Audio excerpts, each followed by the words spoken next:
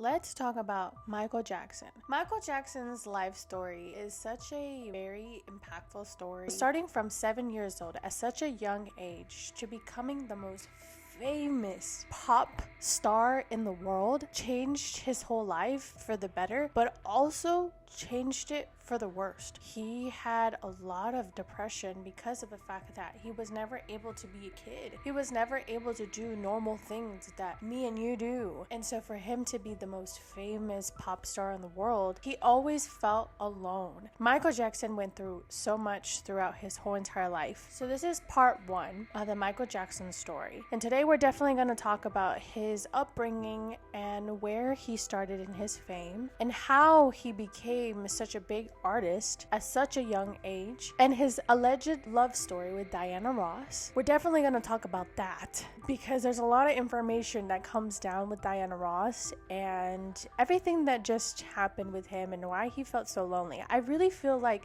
Diana Ross kind of broke his heart, and that's where he started becoming such a very lonely person. I think Diana Ross was the love of his life, but we'll get into it. Okay, this is going to be part 1 of the Michael Jackson story.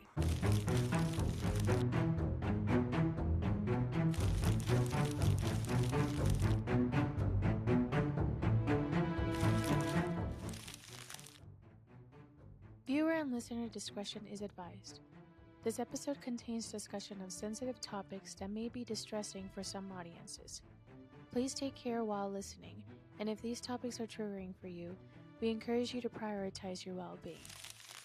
Welcome to Taste of Tea podcast. I'm Teresa, and in this podcast we talk about true crime. So if you're interested in true crime, please subscribe, like, and comment. And if you want to watch more of true crime, please watch my previous episodes. All right, so Michael Jackson. I love Michael Jackson. I grew up listening to him. I always admired him because of how good he was live, and his music was amazing. He was just an incredible person, an incredible artist at such a young age. And then the fact that he put so much soul and heart into his music is what kind of drew everybody and drew me to him. So Michael Jackson was literally the love of my life. He was like my crush growing up, definitely.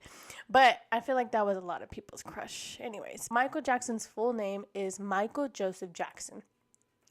And he was born on August 29th of 1958, which is crazy because that was such a long time ago. Sorry. Sorry to my parents. And he grew up in Gary, Indiana. Now, he was the 8th kid or 8th child out of 10 kids. Yeah, that's a lot. That's a lot of kids. He had 3 sisters, Rebby, Latoya, and Jeanette. And then he had 5 other brothers, Jackie, Tito, Jermaine, Marlon, and Randy. Now, the 6th brother, it was Marlon's twin brother, and he died shortly after birth. Even though they had such a big family, I feel like back in the days, you hear a lot of stories where we had 10 kids and they all slept in one room. You know, that's kind of how Michael Jackson grew up. He lived in a 2-bedroom home on Jackson Street. I don't know if they named it Jackson Street after or before. Or was already named it. I'm not 100% sure, but I didn't look into that. But he did live on a street named Jackson. He grew up with his parents, and his father was named Joseph Walter Jackson, which they name him Joe. So that's his nickname. But his father ended up meeting his mother, Catherine Esther Jackson, in Indiana. So Joseph was a former boxer and a musician that played guitar in a local rhythm and blues band, which was called the Falcons. So he already knew off the bat what it is to be a little artist and sing and be on stage and stuff like that. While Michael Jackson was growing up, he was a crane operator at the U.S. Steel. Now, Catherine Jackson played clarinet, cello, and the piano. That had inspired to be a country and Western performer. So she was kind of also a little artist as well. But she also worked part-time at Sears. Another fun fact about Catherine, she was in the Jehovah's Witness, which Michael Jackson would, as he got older, he would accompany her from door to door, telling people about Jehovah's Witness. But the start of their music career, okay, as kids, they would always sing. Growing up, they would just be running around, singing, doing whatever, and it was just always a thing. So because, both of their parents kind of were musicians and were in the kind of lifestyle or that type of hobby, they fell into it too. So the kids were all singers and they just loved dancing. They danced everywhere. This is what Michael would explain when he got older, he would explain how his childhood was, and that's what they would do all the time. It was something that they shared. James Brown was such a big artist back in those days, and he was such a big inspiration for Michael at such an early age. He would watch him dance, and he would get mad whenever they didn't show his feet movement and stuff like that, because he just loved the way he danced, the way he performed, and he studied him very hard, and that was just his inspiration, as well as Jackie Wilson. So Jackie Wilson was another person that he just admired his music. He loved everything about his music, and he just felt like he wanted a part of that, or felt like a part of that. So now, let's get into Joe. How he started the group. So Joe ended up creating the Jackson Brothers. So that's kind of the beginning, the start, the name, and the beginning. So the Jackson Brothers, they started with just Jackie, Tito, and Jermaine. Michael and Marlon ended up joining in 1964. Initially performing as backup musicians. I can't say that word, sorry. For whatever reason, it does not want to come out of my mouth. But anyways, and they ended up playing congas and tambourines. Michael Jackson at this time was only 6 or 7 years old. So he was such a young kid to be performing. He's supposed to be running around playing games, But no, he was performing on stage working. Michael recalls when Joe would abuse him physically and emotionally during rehearsals. Because he was such a young kid, it was like Joe needed to discipline him so that the group wouldn't get in trouble.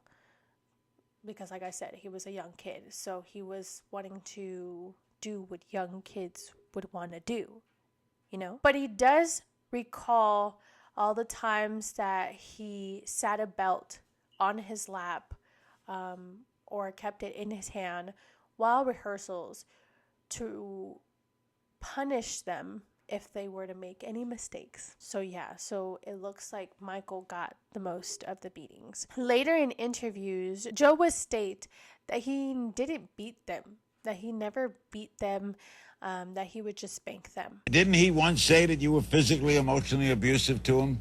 I've never been abusive to him. Never have. But that's not how Michael kind of describes the beatings or the disciplines. Michael states that he was so afraid of him. So for him to be so afraid of his own father, like trying not to make any mistake at all,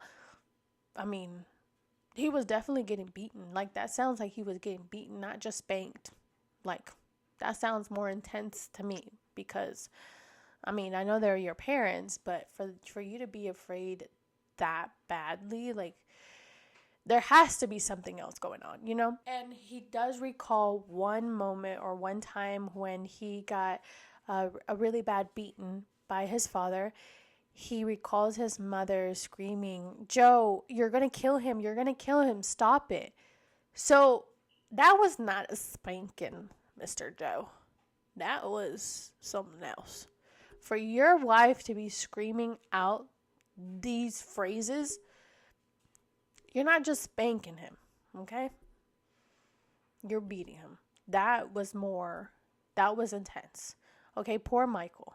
But I feel like it was just a lot. It's just a lot. It's just a back and forth. A lot of people were like, oh, okay, well, if he didn't receive these beatings, he wouldn't have gotten as famous as he was.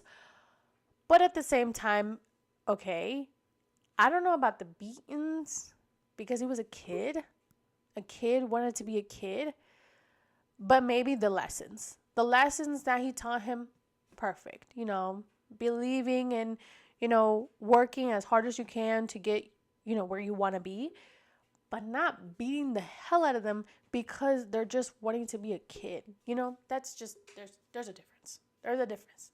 You can smack a kid, but you don't have to beat them. Like, that's just, personally, that's just my opinion, okay? Everybody has their own way on how they raise their own kids.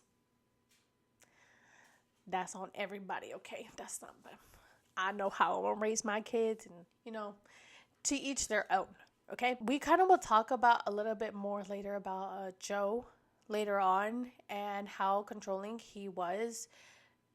Basically, this shows the whole beating and everything that he did with his kids and making sure that they never made mistakes and having them perform every single night and every single morning before they went to school and all this stuff. Like, that controlling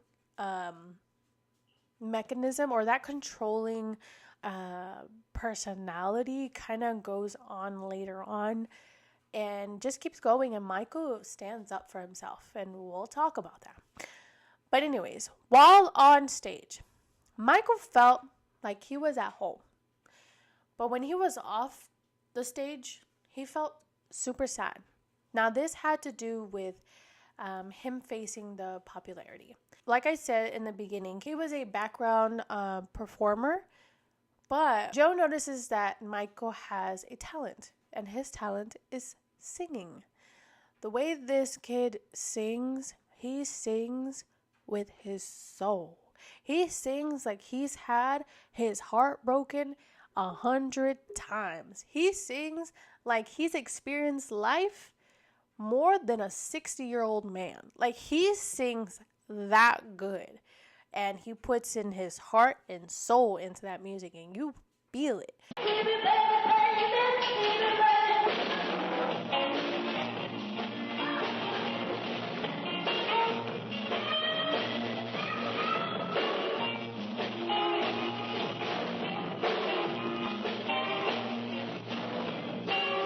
Joe sees this, and he's like, Michael, step up, and you're going to go on the mic, and you're going to sing for us, and you're going to be the main singer. So that's what he does. Around 8 or 9 is when they first started becoming famous. So by the late 1965, Michael began sharing the lead vocals with Jermaine. This is when the group was renamed the Jackson 5. Sorry, it's just because I was thinking that back in the days the girls would be singing screaming whenever they would see the Jackson 5. They'd be like, oh my God, he's so cute. Fangirling. But yes, the Jackson 5, that's what they were renamed to. Now that year of the 1965, that year they won a talent show. Michael Jackson danced to Robert Parker's Barefootin' and sang Temptations' My Girl. I love that song. If you ever heard that song is such a good song. It's so old, but it's so cute, and I love it. But anyways, Joe at that time was their manager, and he managed all their songs, all the things that they would do during their performances, which at this time, Joe, when he became their manager, Joe stated to them, you no longer call me father. You call me Joseph or Joe. So yeah, that's kind of how he branded himself to his kids, which is so sad because at the end of the day, even though you're their manager, you're still their father. And I feel like just because you're their manager doesn't mean that you need to change your name. Like, you doesn't mean that they have to stop calling you dad or father, you know? He was just too in his head. But, you know, everybody is just to each their own, like I said in the beginning. By 1966 to 1968, they toured throughout the Midwest. They ended up performing frequently as opening acts for artists like Sam and Dave, the OJs, Gladys Knight, and Etta James. They also, at such a very young age, keep this in mind, okay? They would perform in many strip/nightclubs and lounges. So Michael recalls many moments of the times where he would see just a whole bunch of naked women, or like almost naked, you know. As such a very young kid, he was like, what the heck am I doing here? Like, I just gotta come and sing and then let's go, because that's kind of traumatizing for a kid, just to see a whole bunch of women that's naked or half naked or whatever. The fact that his father was like, yeah, let's go over here. Because, okay, well, there's a lot of stories of, like, this is just sidetracked, but there's a lot of stories, and allegedly, right, that Joseph would cheat on Catherine many times. And Michael, there is a phone call, and we'll talk about this in part 2 in this phone call. But in this phone call that was secretly recorded, he does state a little bit of how Joseph would be having sex with other women. And he would know this. And all his brothers would be having sex in the room, and mostly Jermaine, and Michael would just be like, you know, like, what the heck is going on? Since Michael was the youngest. And there was many moments of, like, Michael just wanting to play, you know, a whole bunch of games, just kid games, and the other brothers are a lot older, so they're like, Michael, that's kind of lame, you know? We're not kids anymore. But Michael didn't have a childhood, so they did. He didn't, you know? They were 15, 14. You know, they had a little bit of a childhood, more than Michael. Michael started at 6 years old. His memory just started working, like, because supposedly at 5 years old, your memory starts, like, picking up. Like, you start remembering things and all this stuff, so I don't know if that's true, but yeah, so it's just a lot of things that Michael, you know, experienced at such a young age. So traumatic. Things that I would never want to be in at all. Like, it's just, or anybody, like, I don't think anybody would want to be in a strip club at a very young age, not knowing what's going on. So yeah, so Michael experienced that. Now in 1968, they ended up signing with Steel Town Records, which during that time, they ended up releasing their first single, Big Boy. Now, Bobby Taylor from Bobby Taylor and the Vancouvers in 1968 ends up bringing the Jackson 5 to Motown. I guess he was like, no, they're too good. Like, we need to bring them here. So they became a part of Motown. After signing to Motown, the Jackson 5 moves to Los Angeles. They move in with Diana Ross for a couple of months. Now, the reason why they move into Diana Ross's home for a couple of months is because they're, you know, waiting on their home. But they move in with her. Now, this is when Diana Ross comes into the picture for Michael Jackson. Now, Michael Jackson at this time supposedly had a crush on Diana Ross at such a very young age. He was like, she's pretty, you know? And he would supposedly state things to LaToya and to Jeanette that they will never be pretty unless they look like Diana Ross. So it seems like Michael Jackson had a little crush. And we don't know this until later on, okay? But yes, so they ended up moving with Diana Ross for a few months.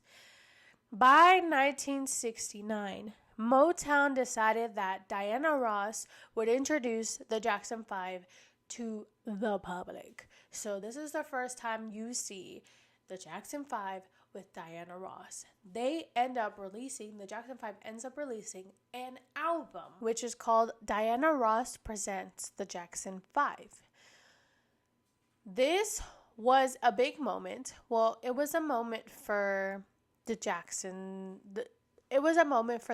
5 because, Diana Ross at this time was such a big artist. She was blowing up everywhere. She was the lead vocal of the Supremes.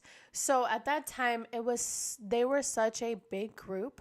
And for Diana Ross to present the Jackson 5s, it was such a big moment for the both of them because the Jackson 5 was blowing up everywhere and Diana Ross was blowing up everywhere. So for having them together, it was such a big moment. Later that year, the group made its first television appearance that year at the Miss Black America pageant, performing a cover of It's Your Thing. Rolling Stone later described Michael as a prodigy with overwhelming musical gifts.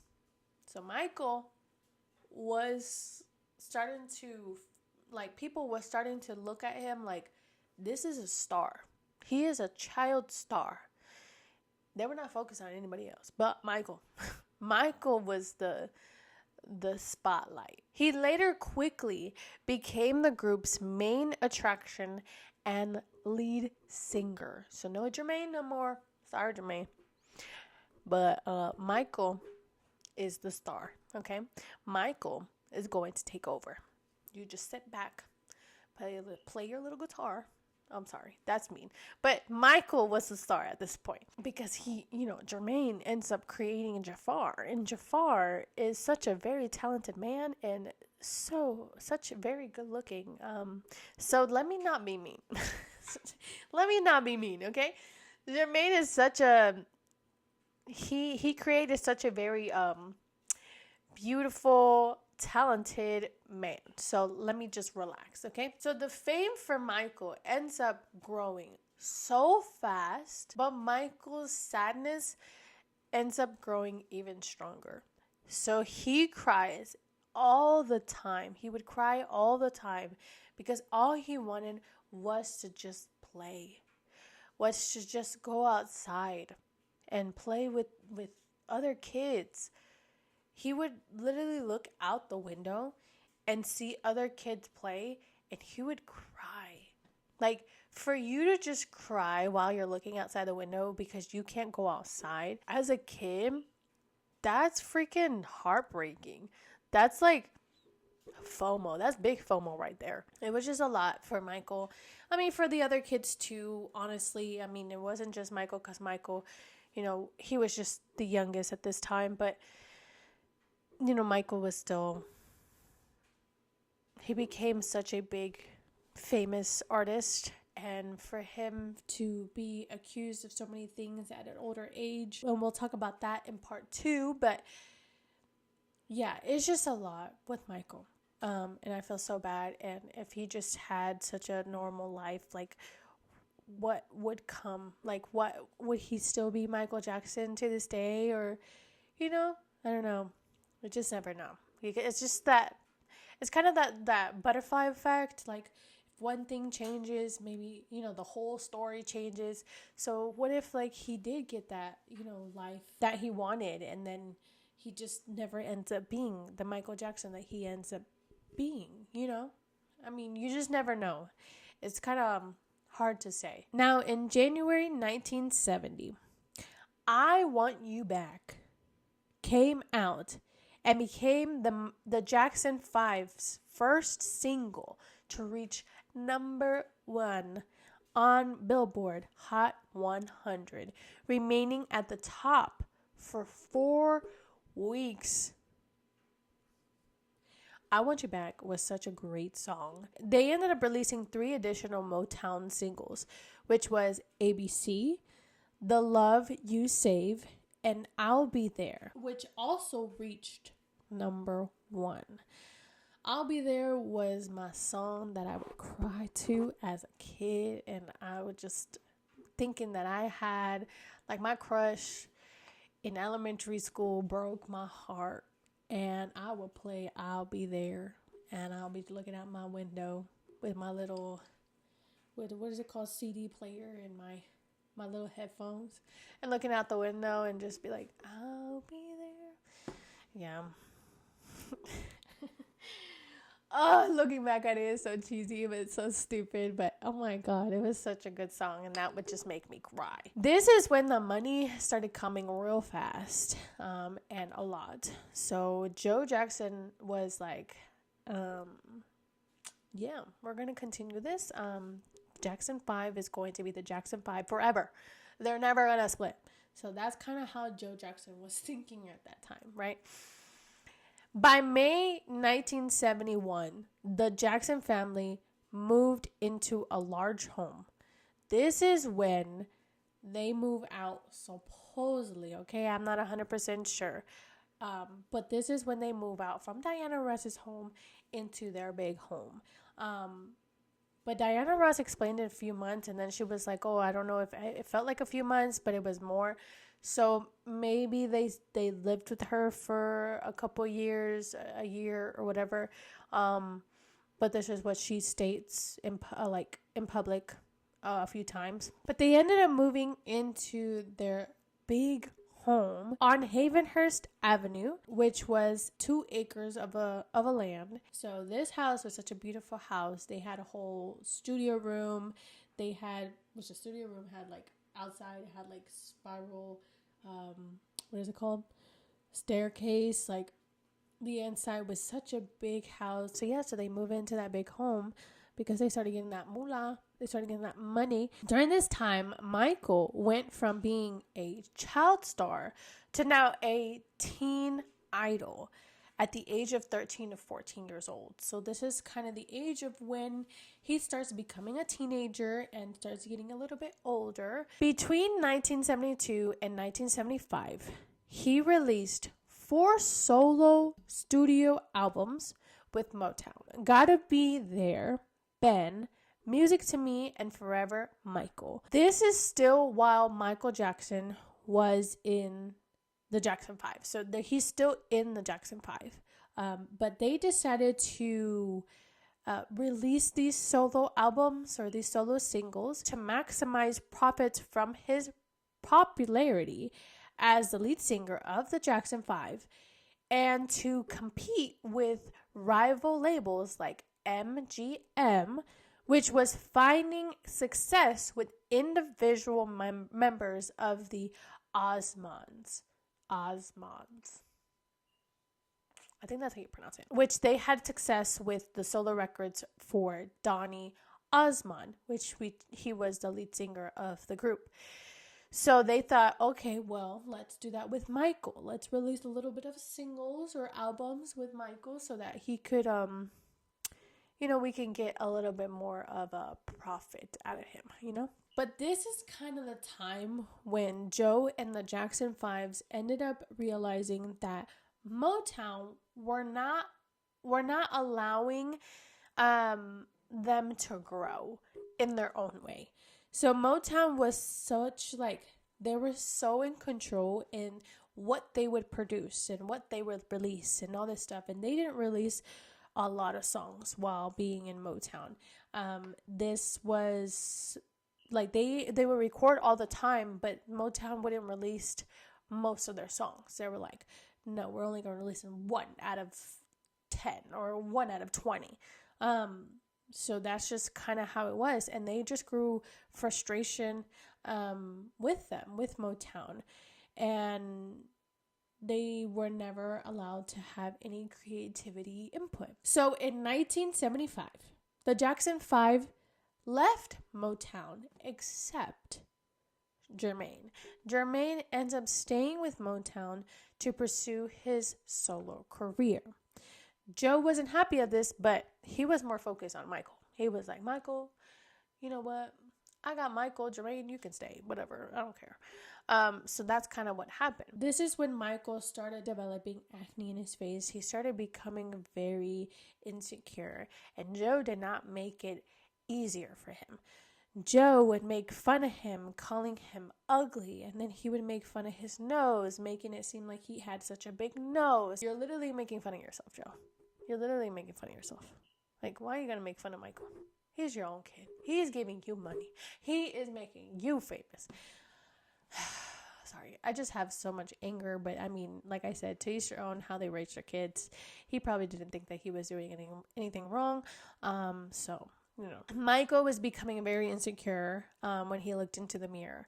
And this was kind of the start of the change in his features and where he started changing his features, allegedly, right? He doesn't really state this like out loud. He doesn't say like, oh, I changed my nose because I didn't like my nose because I was insecure. He does state that he just, every time he would look in the mirror, he just felt ugly. And at times he wouldn't even want to look at the mirror. He just he tried not to look into the mirror. Because he just felt like he's such a perfectionist. He wants everything to be perfect, and he just wanted to look as perfect as possible for the public.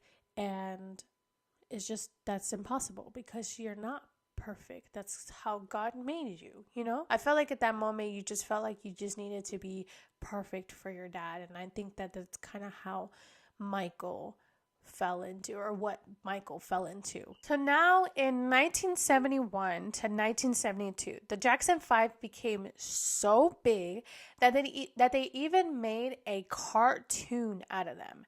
That cartoon was like so cute. Everybody would watch it.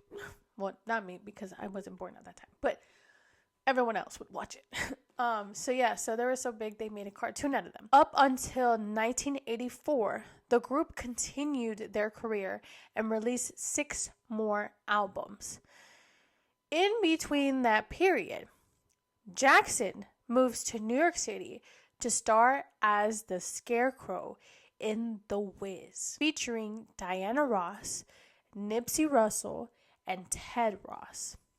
Now, this is when Diana Ross comes back into the picture and we'll start talking about their story. So this film ends up becoming a box office fail. Now, this was not very expected. They expected it to be such a big, movie. But it became a flop. They expected it to be a big movie because they had Michael Jackson in it and Diana Ross. But it became a flop. But it did receive 4 Oscar nominations. Michael Jackson was so talented. When he was learning the choreography, he learned it so fast and sang the songs with such soul that allegedly during the rehearsals, Michael noticed that the crew and his colleagues were getting mad at him, and he didn't know why until Diana Ross pulled him to the side and was like, hey, you're kind of embarrassing me because you learning the choreography way too fast. So can you slow it down a bit? Sorry, he's talented, that's not his fault. He cannot control that. So they ended up laughing it off. So it was like sort of like a very wholesome moment. It wasn't something like she was just like mean or rude. Michael ends up deciding to make the ease by learning the steps less obvious. So he made himself look like he didn't know the steps for everyone else to feel better, which is crazy. Michael, he had such a great heart for him to do that. Like, for him to just be okay with, not saying like you need to be the spotlight all the time, but like for him to feel like, okay, well, let me just lower myself down for everyone else to feel, better. That was always Michael. Michael had such a very big heart, and he was so humble and such a great person.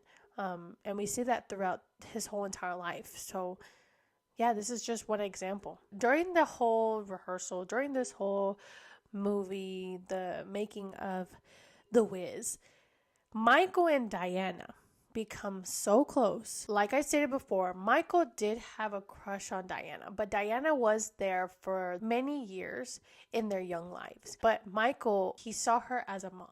So it's like kind of weird. But anyways, that's kind of the gist of the situation. Now, Diana, during the time of the Wiz, she was 33.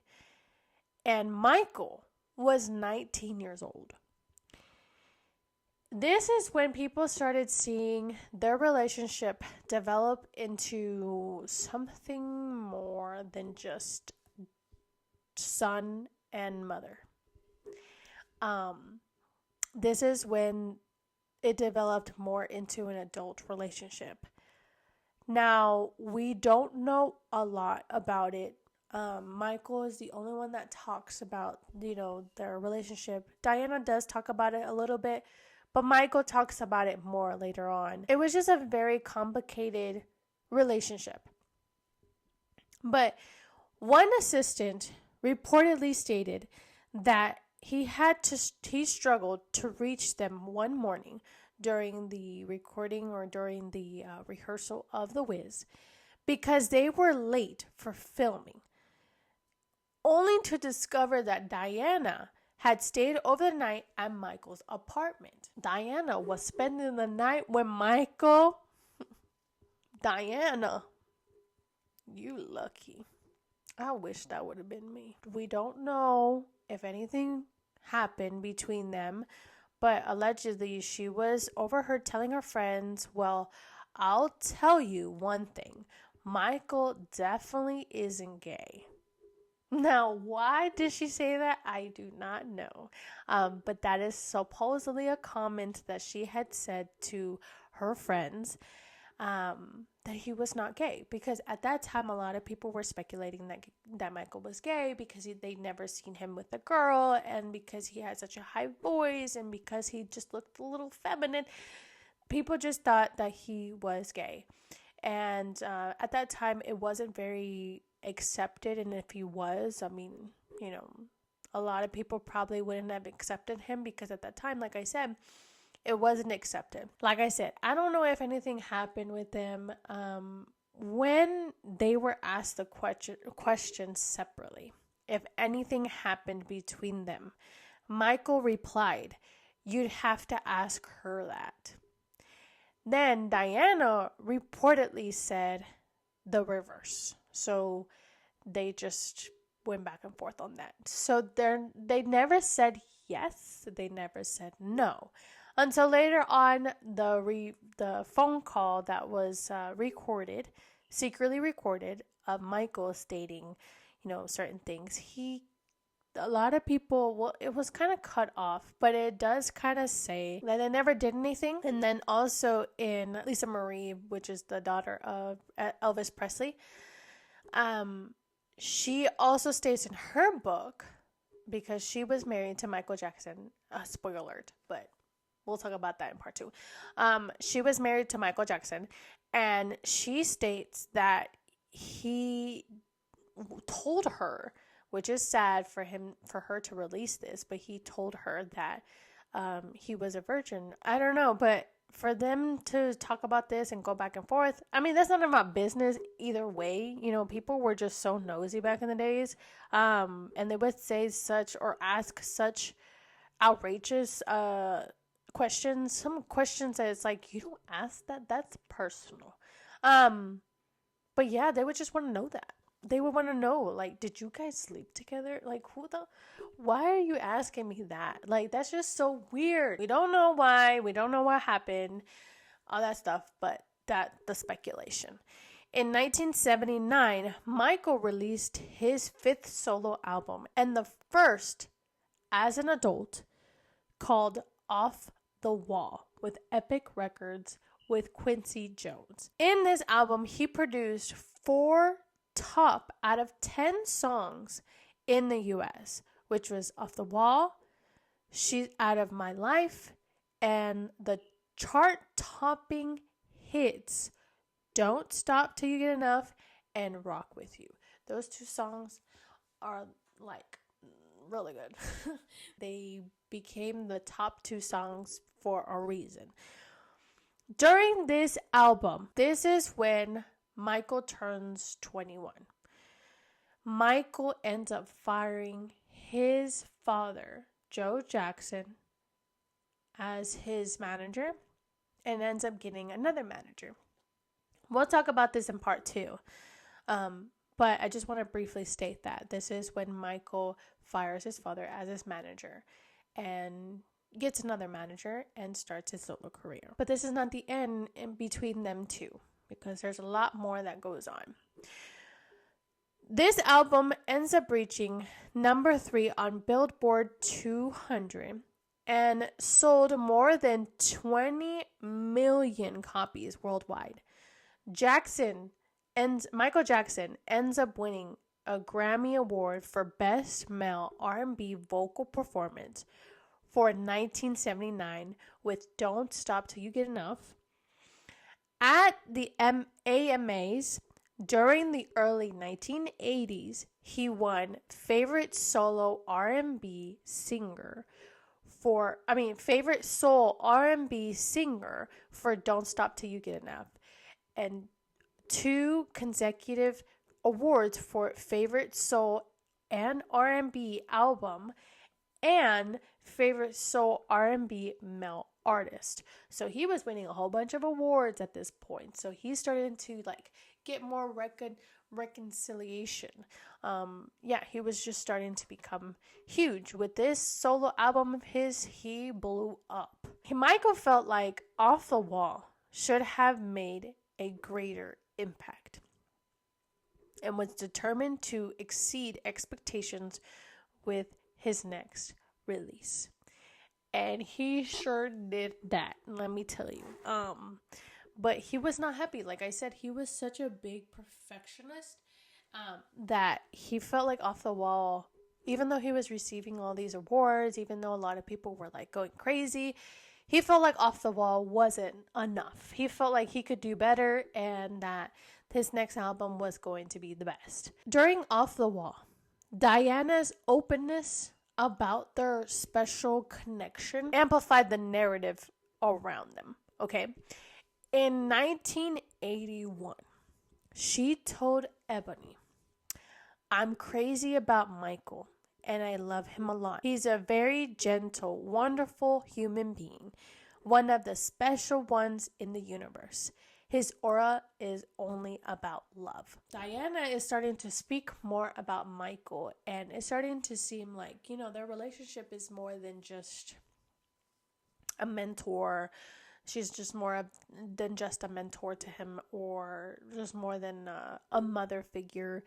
It just seems like it's a little bit different. It's starting to become a little bit different, and a lot of people are starting to speculate even more. Now, during that year, Diana leaves Motown and signs with RCA. She ends up releasing her first TV special called Diana. She had Michael Jackson as her special appearance. And she ends up introducing him as my baby Michael Jackson. He has had blockbuster success with his album Off the Wall. Ladies and gentlemen, my baby, Michael Jackson. My baby. That was just a moment. That was a moment that was like the cherry on top. Everybody was like, yeah, they're dating. Because this is just not, well, how you gonna call him my baby? I mean, I don't know. Can I remind you, she's like 30 something and he's like 20 something. I think she's already in her late 30s and he's like in his early 20s or maybe mid 20s, something like that. But yeah, so she says that. And then he comes up and he gives her a big hug and a kiss on the cheek. And this is when the crowd goes wild. They're like screaming, "Oh my God, like what the heck is going on? Are they dating? He just kissed her on the cheek." And Michael performs Rock With You. So later, this whole TV special, it literally felt like it was just Diana Ross and Michael Jackson. Like it was their TV special. Diana it brings Michael a lot on stage, and he also performs a few songs himself. Diana talks about Michael a few times on stage as well. They later perform Ease On Down the Road, which this song is actually really good. This is the first time I ever heard it when I was watching the TV special, and I was like, well, that's kind of a good song. I kind of want to add it to my playlist. But their chemistry, when Michael comes up on stage and she brings him on stage and he starts dancing with her and singing with her, their chemistry is like 100% like that looks like a relationship. That looks like they're both romantically involved. But yeah, then they have like a little moment where they talk, and Diana says to Michael, I knew that you were going to be a giant star. I knew that you were going to be a giant star. I really did. Well, thank you. Yeah. And Diana states, what I didn't know is that you were going to be so sexy. But I didn't know. What I didn't know is that you were going to get so sexy.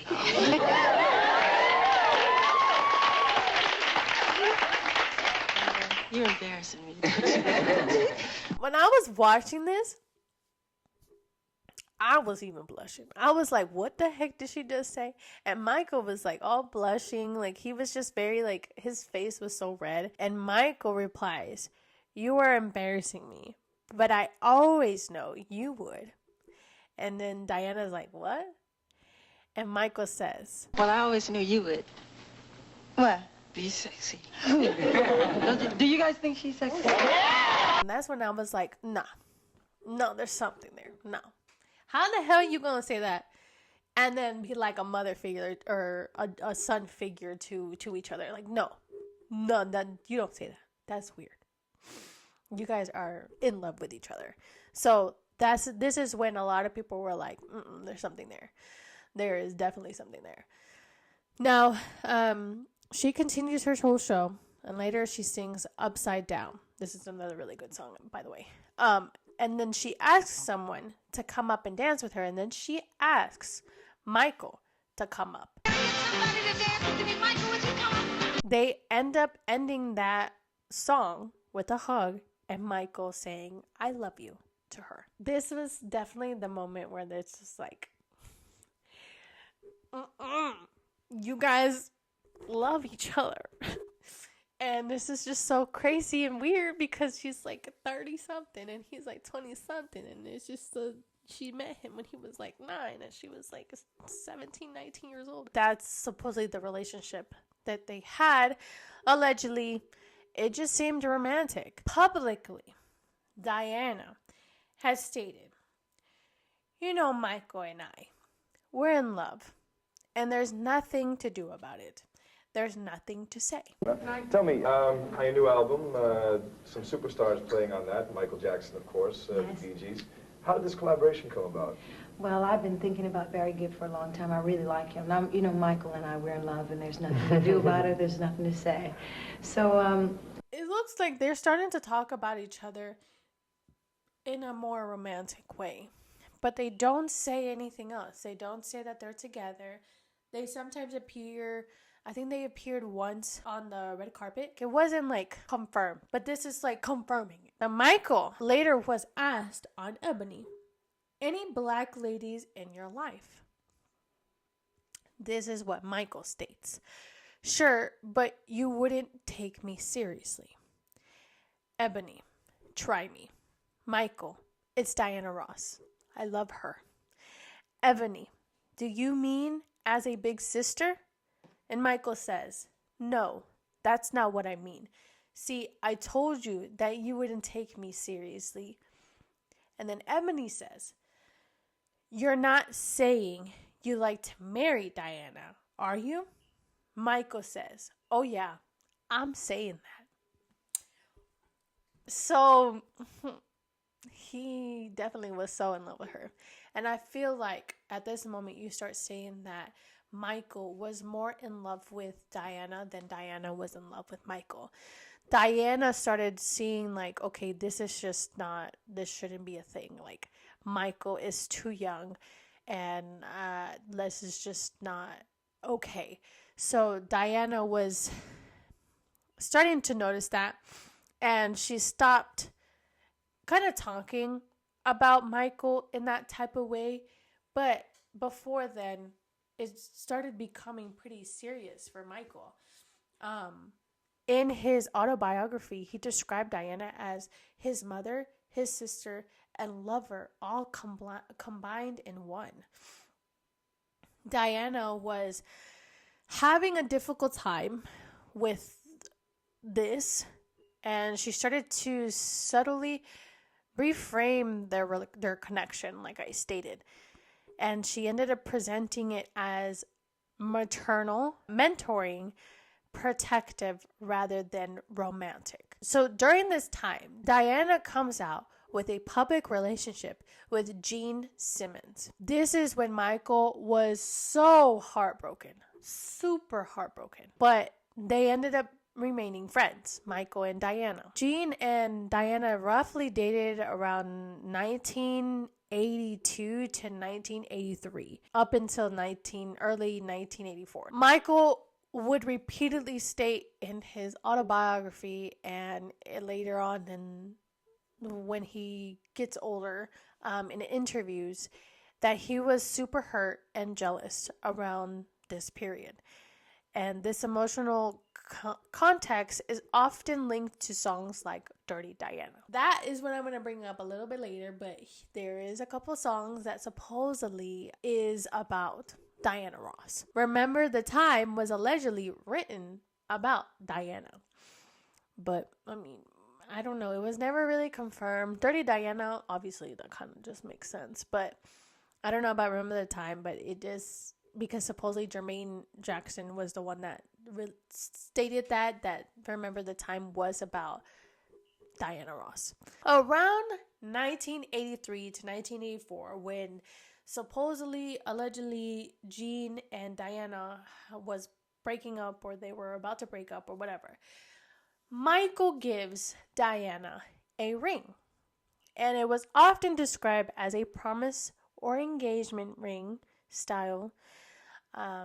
And she was publicly seen wearing this ring during Motown 25, a television special that was taped in March of 1983 and aired in May 1983.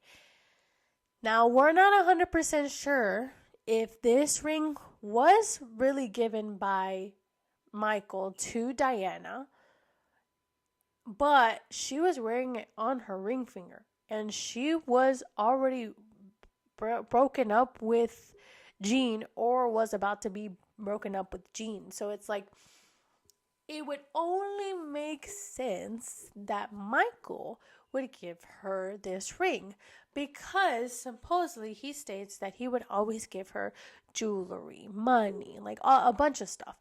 And, this kind of is aligned with that.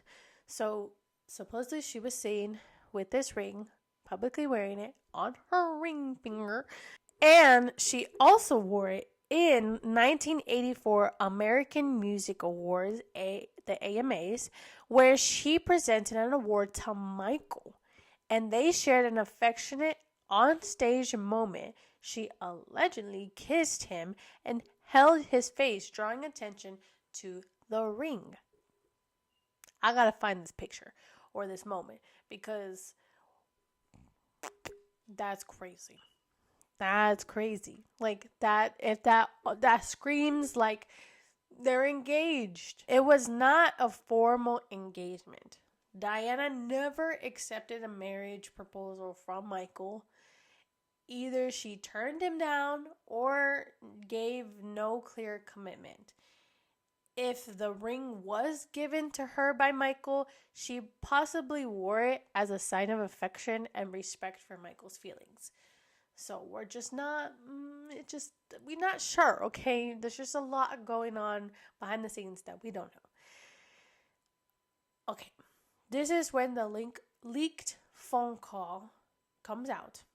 Okay, this is later on. This is not this moment. This is later on. Okay, I'm going to talk about this leaked phone call that came out where Michael Jackson was talking to this lady named Glenda Steen, which was a family friend. It was recorded early in the 1990s. Her husband, Sam Steen, Glenda's husband, Sam Steen, suspected an affair and had the phone lines taped. This is why Michael's phone call with Glenda was being recorded. And Michael didn't know that he was being recorded. So Michael trusted enough to talk to her at night about personal matters, covering childhood, fame, relationships, etc. This is what the whole phone call is. Now, Michael does talk about Diana during this phone call. Now, this is in the early 1990s. This is way before, way after Diana and Michael were allegedly a thing. Michael's talking about his love life and how he feels so lonely and how he just feels like he just wants to find someone. He wants to find love and he wants to be in a relationship. I thought I was with Diana. It was just in my own mind. So Tate was some other girl that he was dating.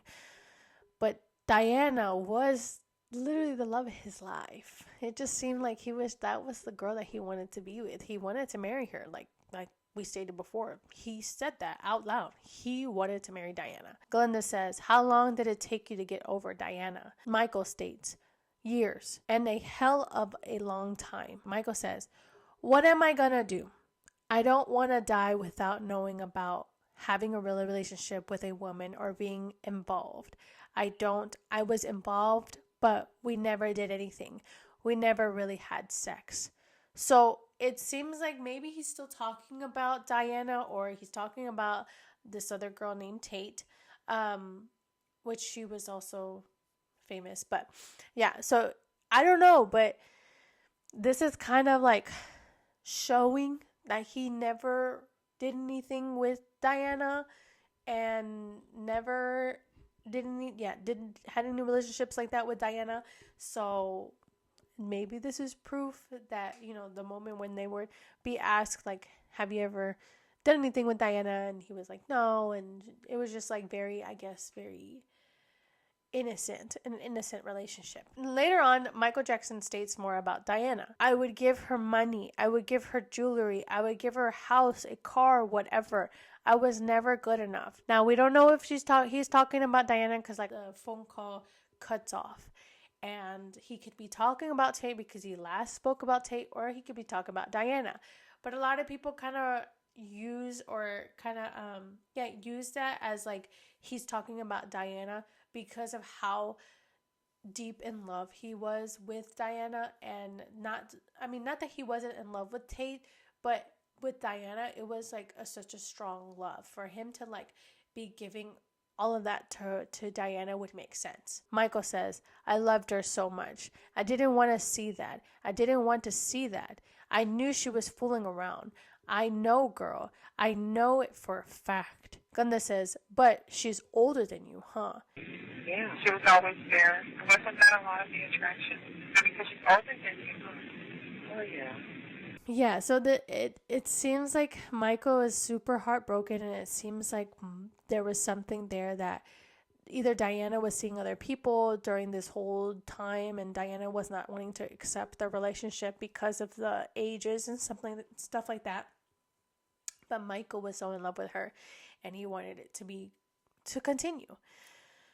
Michael later expressed in his autobiography, Moonwalk, in 1988, this was before the phone call that was released, that he was hurt when Diana married Arnie Nice Jr. in 1985. So Diana ends up meeting this Arnie dude. I think that's how you say his name. I hope so. But she ends up meeting him around the late 1984. Late 1984, she ends up meeting him. And then by 1985, she ends up marrying him. She has 2 kids with this guy. And Michael is super heartbroken when this happened. But he still wished her happiness. So he just was very heartbroken. He was allegedly invited to the wedding, but he ends up canceling last minute. Allegedly, people would state that he became super obsessed with Diana after her whole marriage. Allegedly, he would start using female hormones to heighten his voice so he could sing like her, and start getting plastic surgery to look more like her. Now, this is a legend. I don't think this is true. And Diana was asked this as well, or told about this, and she's like, I don't think this is true. Do not talk about Michael like that. Like, she would still protect him. And yeah, so she was very overprotective of him, and she did not like when people were talking bad about him and stuff like that. So she was like, no, that's not true, and I don't think Mike would ever do that. So a lot of people were just, they were just over the top. They were being dramatic, and they just felt like Michael was just trying to be Diana because he was so obsessed with her and he loved her and he wanted to be with her. So he was like, well, might as well be her. But obviously, this is a legend, and I don't think it's true. But they did sound alike. Like, not even after the marriage, but like before.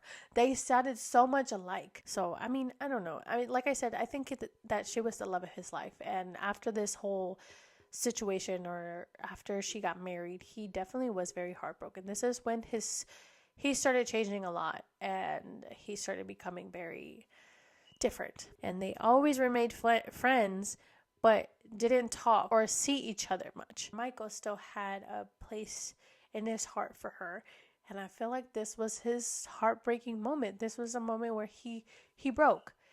But yeah, that's the end of part 1, and we'll continue on with his career. I just felt like, Diana Ross's presence in his life was such a big impacting moment for him. And like I said, I feel like this was a moment of his heartbreak, and this is a moment of when he became super depressed and felt really more insecure, and felt like he wanted to be with somebody and be in love and all this stuff. And I felt like, yeah, Diana Ross was the love of his life, and that's the one that he wanted to marry. But Diana was not feeling it and was not there. And she felt like it wasn't professional or wasn't appropriate enough to start a relationship with him. This is part 1 of the Michael Jackson story, and we'll continue on with part 2 in the next video. So I hope you guys enjoyed this episode, and please let me know in the comments what you guys want to hear in part 2, or if there's anything, if you liked Michael Jackson, what's your favorite song? So I'll see you guys in the next video. Bye.